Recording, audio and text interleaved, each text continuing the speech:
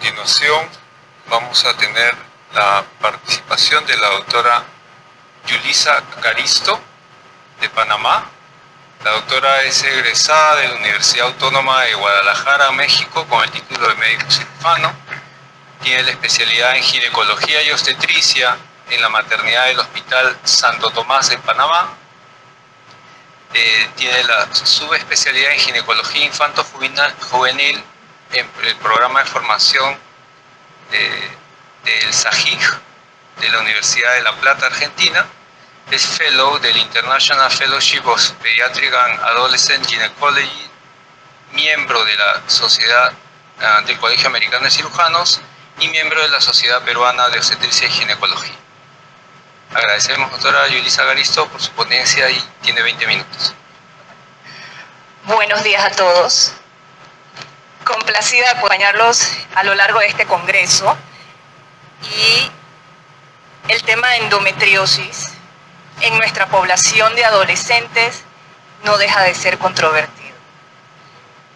Así es como vamos a proponer más que nada cuál es esa ruta en el abordaje de nuestras adolescentes que ya han sido diagnosticadas con endometriosis. Ya hemos hecho una revisión muy completa con los ponentes que me han antecedido con respecto a toda esa serie de pasos que debemos seguir para poder llegar a la conclusión o a la alta sospecha de que esa paciente tiene endometriosis, que hay que buscar la manera de confirmarla y en todo caso iniciar oportunamente ese tratamiento que tanto necesita. Y es así como ojalá tuviéramos esa ruta, una sola ruta derecha, donde todos pudiéramos transitar, donde pudiéramos llevar de la mano a nuestra paciente, pero han pasado décadas y la endometriosis sigue siendo una maraña en cuanto a qué hacemos, cómo lo abordamos y cómo le ofrecemos ese manejo integral que van a necesitar las adolescentes. Y sin lugar a dudas ha habido toda una serie de información, consensos, opiniones de expertos, artículos, estudios que nos han tratado ahí de poner un poco de orden con respecto. Hemos coincidido en ese sentido de que hay mucha información y específicamente la gran limitante que tenemos entre las adolescentes es que mucho tenemos que extrapolar con respecto a esa información que tenemos de las mujeres adultas para poder entonces dar tanto el diagnóstico como el tratamiento en la población de adolescentes.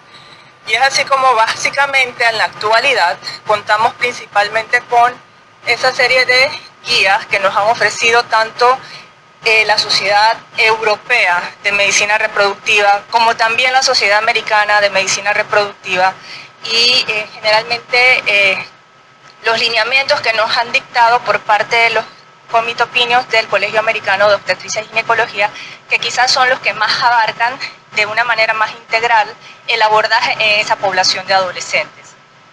Ahora bien, ya tenemos nuestra adolescente, tenemos una alta sospecha clínica en base a esa endometriosis, bien, o hemos confirmado ya por medio de la laparoscopía el diagnóstico.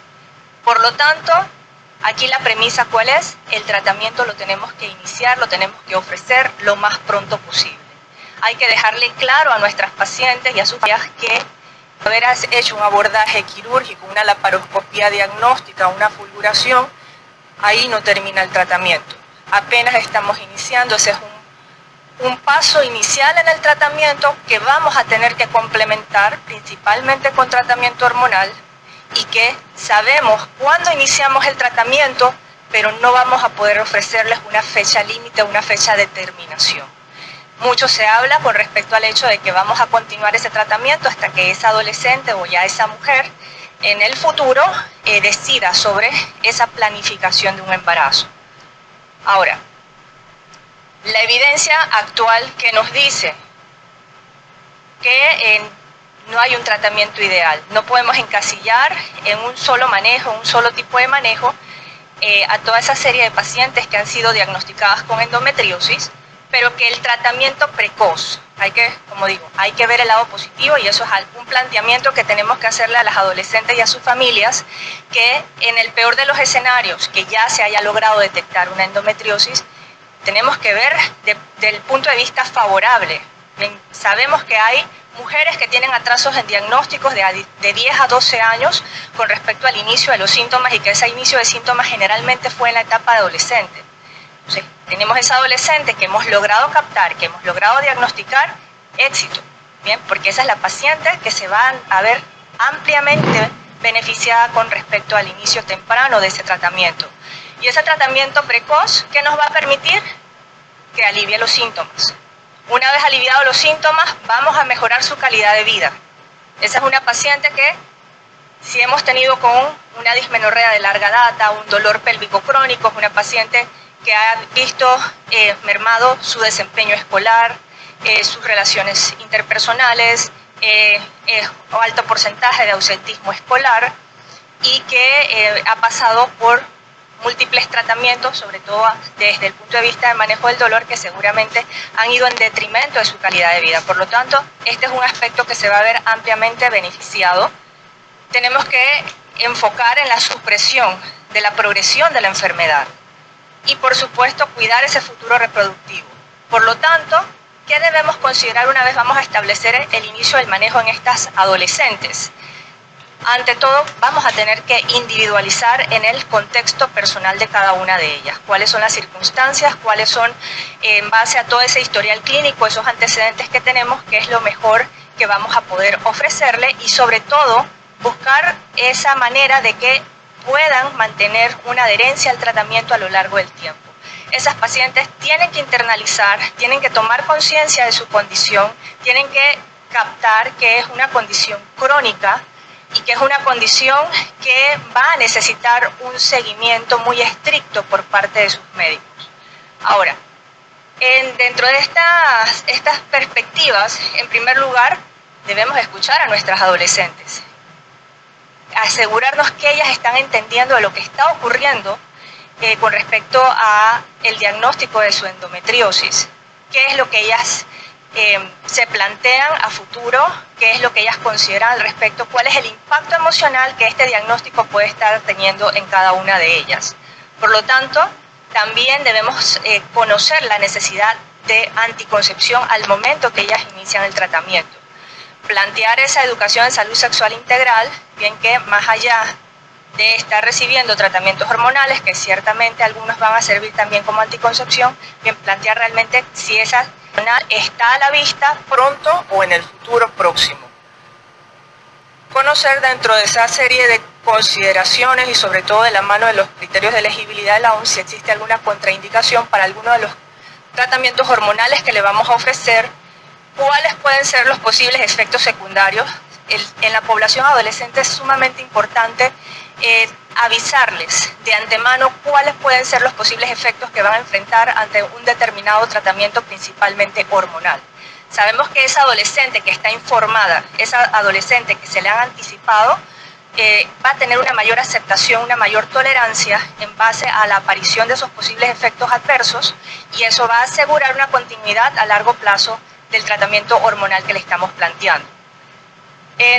Y en general, orientar a esa adolescente, a sus familiares, cuáles son ese abanico de opciones en el tratamiento que van a poder recibir, y también que el seguimiento va a ser de la mano, ya sea de su ginecólogo o de todo ese equipo multidisciplinario que generalmente va a necesitar apoyo para ese manejo de la endometriosis.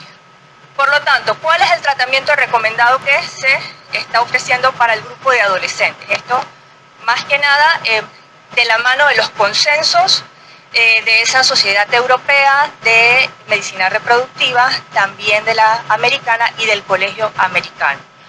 En primer lugar, cada cirugía conservadora que vamos a ofrecer principalmente va orientada al diagnóstico y al tratamiento combinado con terapia hormonal que va a ser supresiva, y esa terapia supresiva tiene que estar orientada principalmente en evitar esa proliferación endometrial de esos focos, tanto in situ como ectópicos, Hasta el momento se sigue estableciendo que ese aprimimiento para pacientes diagnosticadas por medio de cirugía o esa endometriosis que es altamente sospechada por clínica incluye una terapia hormonal supresiva y que esa terapia hormonal supresiva va a estar principalmente en base a las opciones de anticonceptivos hormonales combinados, de progestinas solas, incluyendo los SIU de levonorgestrel.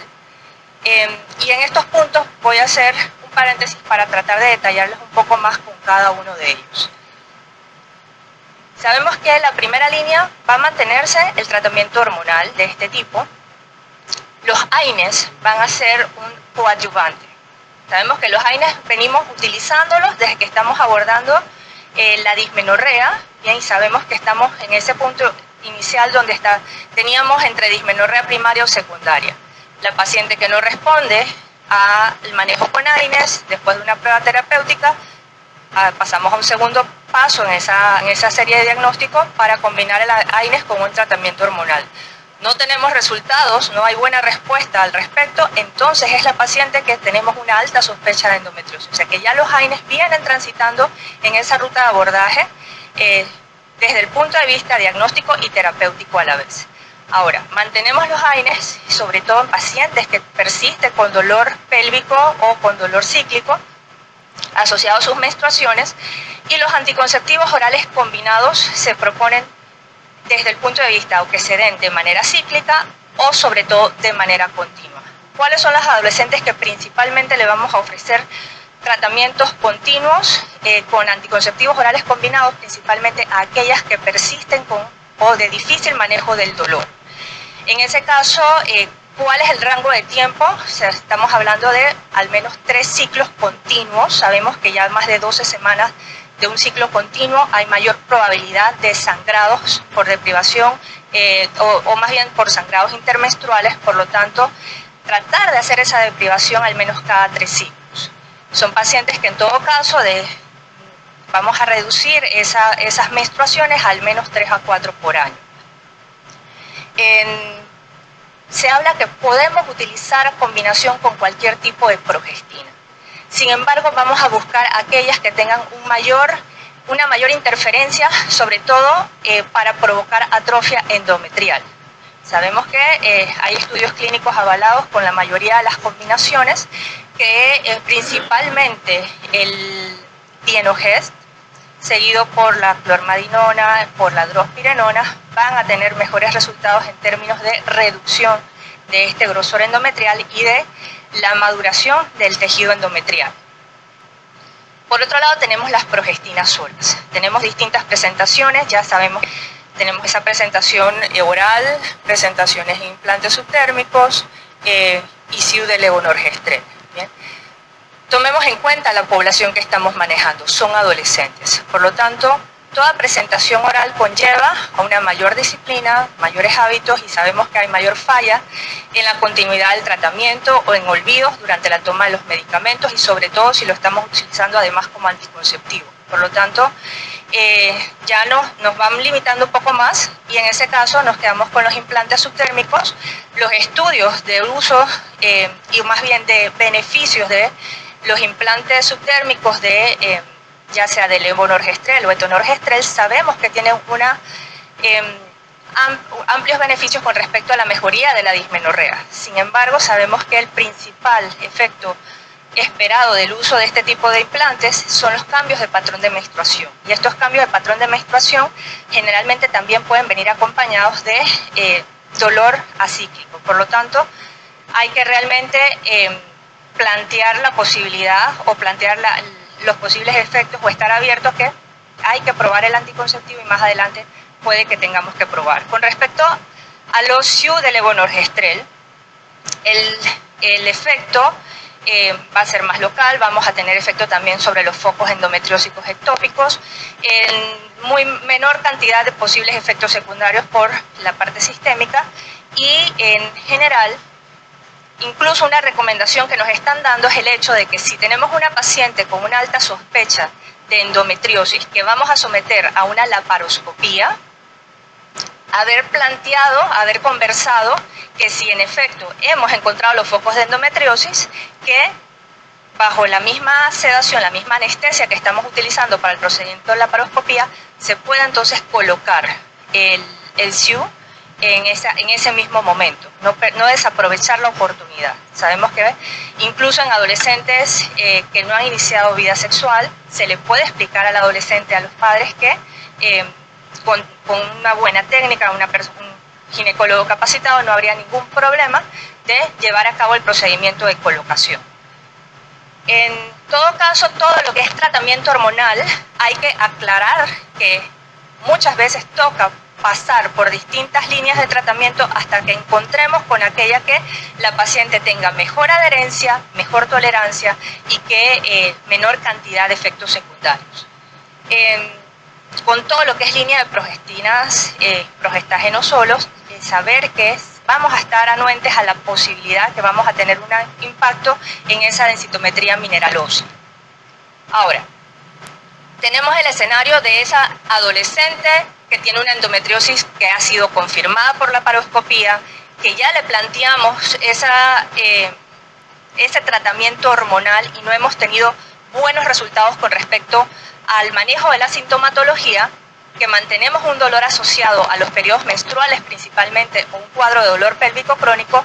Esas son las candidatas en todo caso a la utilización de análogos de GnRH. Las recomendaciones, dependiendo de la escuela, nos dicen por 6 meses, por 12 meses como máximo, siempre acompañado del ADVAC.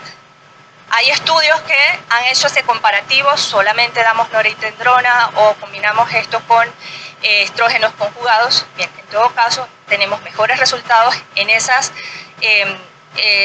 dosajes que sean combinados, y una vez se suspenda el análogo de GnRH, inmediatamente debemos dar continuidad con tratamiento hormonal, ya sea combinado o progestágeno solo. No podemos dejar a la paciente en un periodo de ventana o de receso con respecto al tratamiento hormonal.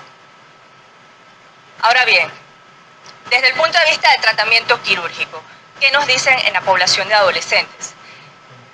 Si esa paciente ha sido llevada a una laparoscopía, hay que considerar hacer cualquier intervención en aquellas lesiones de focos que hemos logrado detectar, y que en este sentido puede ser por medio de fulguración, de ablación o de resección de los focos de endometriosis, y que si se encuentran adherencias, tratar de liberarlas. Sabemos que hasta un 60-70% de las pacientes a las que no se le hace ningún tipo de esta intervención van a tener alto porcentaje de recurrencia de esos focos de endometriosis. Por lo tanto, hay que procurar, en todo caso, aprovechar el momento para hacer uno de estos abordajes. Existe la disyuntiva con respecto a tomar biopsia o no, ¿sí? Por lo menos la sociedad europea y la americana nos dicen: ves los focos de endometriosis, toma la muestra histológica. Sin embargo, el Colegio Americano dice, por tratarse de pacientes adolescentes y porque sabemos que esto conllevaría también a la posibilidad de fibrosis, de cicatrices o de adherencias, entonces mejor evitarlo. Bien, sabemos que un cirujano entrenado que está consciente de cuál es la mayor perspectiva que tiene que tener con los tipos de lesiones más frecuentes en adolescentes, en todo caso, con solamente observar los focos de endometriosis y tratarlos transoperatoriamente sería suficiente. Ahora bien, otras recomendaciones en general, el hecho de que evitar lo más posible las reintervenciones o second look.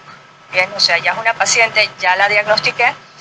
Sabemos que si son pacientes a las que se le han detectado anomalías de tipo mullerianas, obstructivas, definitivamente va a depender también de la corrección de esa anomalía. Si es una paciente que el abordaje inicial para el manejo de esa obstrucción fue vaginal, no hemos tenido todavía la oportunidad de una laparoscopía, tenemos que mantener a esa adolescente en vigilancia, porque sabemos que el 11% de adolescentes con anomalías obstructivas van también a desarrollar endometriosis. Entonces, si no está claro, darle un seguimiento, y en el momento que esa paciente tenga sintomatología sugestiva de endometriosis, arrancar el abordaje por los pasos de pruebas diagnósticas para entonces discernir si sí o no va a necesitar tratamiento para la endometriosis. Con respecto a los endometriomas, ya bien se ha mencionado que en adolescentes es mucho menos frecuente, sin embargo, la controversia al inicio decían, bueno, nada más vamos a ofrecerle manejo médico y le vamos a dar seguimiento. Realmente sabemos que por sí solo el manejo médico solamente va a producir una reducción transitoria del tamaño, bien, sabemos que definitivamente no va a ser algo curativo, y que a largo plazo los endometriomas por el proceso inflamatorio pueden afectar la reserva ovárica. Por lo tanto, sobre todo endometriomas de 4 o más centímetros, la indicación es el manejo quirúrgico, y dentro de las alternativas para el manejo de ese endometrioma, en primer lugar la quistectomía, en segundo lugar el drenaje más la coagulación o ablación del lecho de la cápsula, y en tercer lugar el drenaje solamente. Dentro de estos tres, definitivamente lo recomendable, y sobre todo en población adolescente, es la quistectomía. Bien, sabemos que el proceso ya de coagulación-ablación del lecho va a conllevar también a la posibilidad de mayor de ese parénquima ovárico sano. Y solo drenaje no es del todo viable, porque de entre todos estos procedimientos es el que mayor tasa de recurrencia va a tener. Ahora, por último, con respecto a la asesoría que debemos darle a las adolescentes con respecto a su futuro reproductivo.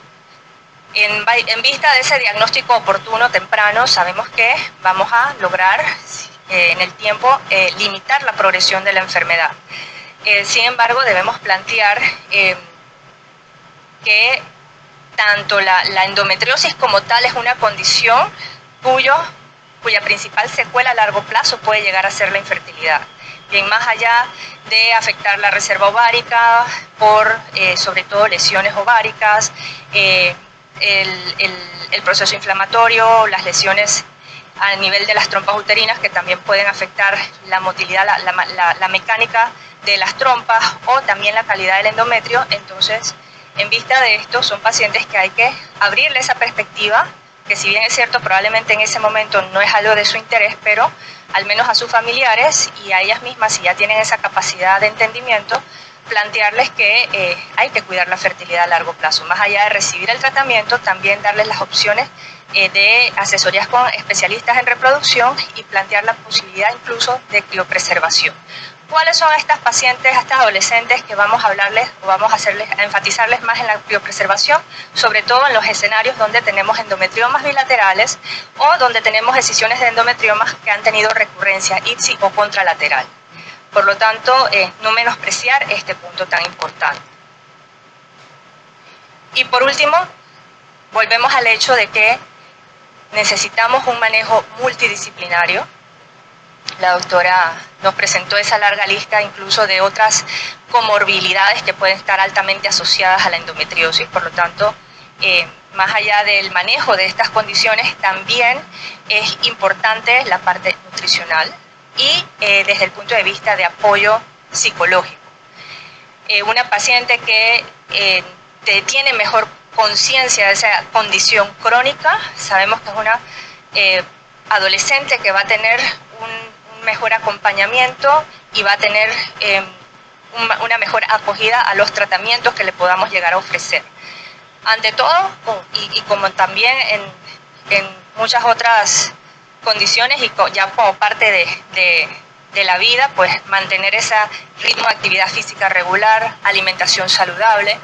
En la parte nutricional, asesorarse con nutricionistas que estén familiarizados con mujeres con endometriosis, que tengan esos planes nutricionales desde el punto de vista de dietas antiinflamatorias que se les pueda ofrecer. Necesitamos educar al adolescente, educar a su familia, educar a todo quien esté en su entorno, porque de esta manera el apoyo que puedan recibir del resto, el evitar el rechazo o la discriminación, va a influir positivamente en su evolución. Técnicas como la acupuntura, el yoga, los masajes, los TENS, todo lo que es aromaterapia, terapias relajantes, y el seguimiento es primordial. Bien, lo he mencionado en varias ocasiones, desde que se presenta con nosotros en consulta, paciente cuyo motivo es dismenorrea. Bien, se ha dicho que de hecho es un concepto que hay que tratar de cambiar, sobre todo en la población, y es que si bien es cierto, para que surja la dismenorrea, y estamos hablando incluso de la primaria, debemos tener ovulación.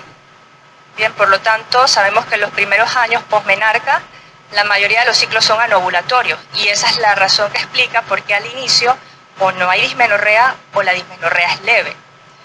Y aquella adolescente que desde la menarca ya tenemos con cuadros de dismenorrea, nos debe llamar muchísimo más la atención. Entonces, volvemos al hecho de que no podemos normalizar el dolor menstrual.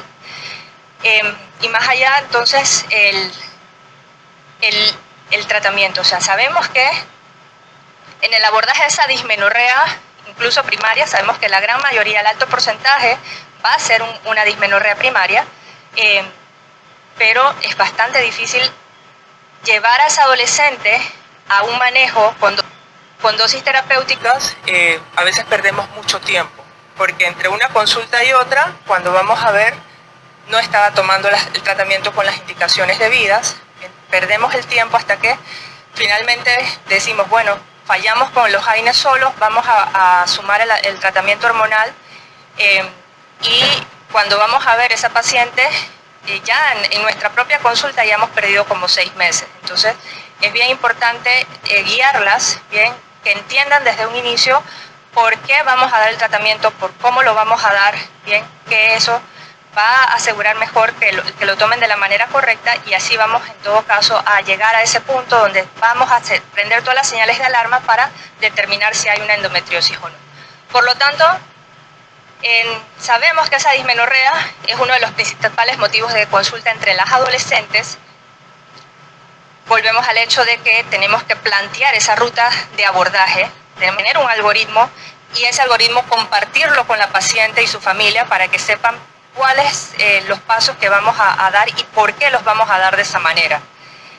Una vez hemos detectado que esa endometriosis es la principal causa de dismenorrea secundaria, entre los diagnósticos diferenciales, no dejar de lado la posibilidad de una anormalidad de tipo mulleriana obstructiva, que por supuesto es algo que necesitaría una resolución.